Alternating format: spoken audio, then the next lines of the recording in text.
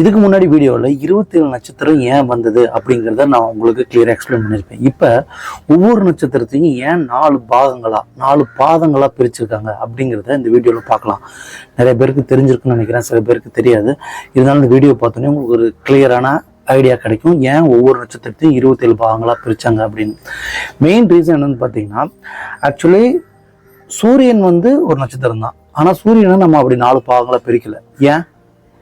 ஏன்னா இங்கே தான் ஒரு மிகப்பெரிய லாஜிக் இருக்குது. சூரியன்கிறது ஒரே ஒரு நட்சத்திரம், அதனால் நம்ம சூரியன்கிற ஒரே ஒரு பேரோட வச்சுக்கிட்டோம். ஆனால் நம்ம இந்த 27 நட்சத்திரங்களாக பிரிச்சிருக்கிறது ஒவ்வொன்றுமே ஒவ்வொரு தனி நட்சத்திரம் கிடையாது. ஒவ்வொரு நட்சத்திரமே ஒவ்வொரு நட்சத்திர கூட்டம். அந்த ஒவ்வொரு கூட்டத்திலையும் மினிமம் ஒரு 100 அந்த ஒரு நட்சத்திர கூட்டத்தில் குறைஞ்சது ஒரு 100 நட்சத்திரங்கள் இருக்குது.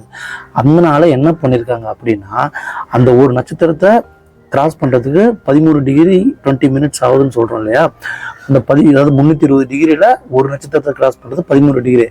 அப்போ அந்த 13 டிகிரியும் என்ன பண்ணுறாங்க அப்படின்னா, அந்த ஒரு நட்சத்திர கூட்டத்தை 13 டிகிரி 20 மினிட்ஸுங்கிறத அந்த ஒரு நட்சத்திரத்தை கூட்டத்தையும் மொத்தம் 4ஆக பிரிச்சுக்கிறாங்க.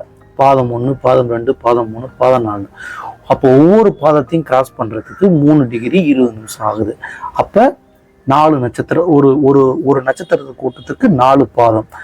ஸோ ஒரு பாதம்ங்கிறது அந்த ஒரு நட்சத்திர கூட்டத்தில் ஒரு பகுதி. இப்போ உங்களுக்கு புரிஞ்சிருக்கும், ஒவ்வொரு நட்சத்திரமும் 27 நட்சத்திரத்தில் ஒவ்வொரு நட்சத்திரமும் பல நட்சத்திரங்களானது. ஆனால் நம்மளோட ஐடென்டிஃபிகேஷனுக்காக அந்த ஒரு நட்சத்திர கூட்டத்துக்கும் ஒரு பேர் வச்சு அந்த கூட்டத்தில் ஒவ்வொரு பகுதியையும் பாதம் 1, பாதம் 2, பாதம் 3, பாதம் 4ன்னு நம்ம பிரிச்சிருக்கோம் ஒரு ஐடென்டிஃபிகேஷன் பர்பஸ்க்காக. இப்போ உங்களுக்கு பிரிச்சிருக்கோம் 3 டிகிரி 20 நிமிஷம் ஒவ்வொரு நட்சத்திர பாதத்தையும் கடக்கிறதுக்கு அது டைம் எடுத்துக்குது. அதனால தான் அஸ்வினின்னு எடுத்துக்கிட்டீங்க அப்படின்னா அதில் ஒரு 4 பாதம், கார்த்திகைன்னு எடுத்துக்கிட்டா அதில் 4 பாதம், பரணின்னு எடுத்துக்கிட்டா 4 பாதம், ரோகிணின்னு எடுத்துக்கிட்டா 4 பாதம். இது மாதிரி 27 நட்சத்திரங்களுக்கும் நட்சத்திர கூட்டத்தையும் 4 பாதங்களாக பிரிச்சிருக்கோம். இப்போ உங்களுக்கு கிளியரான ஐடியா கிடைச்சிருக்கும்.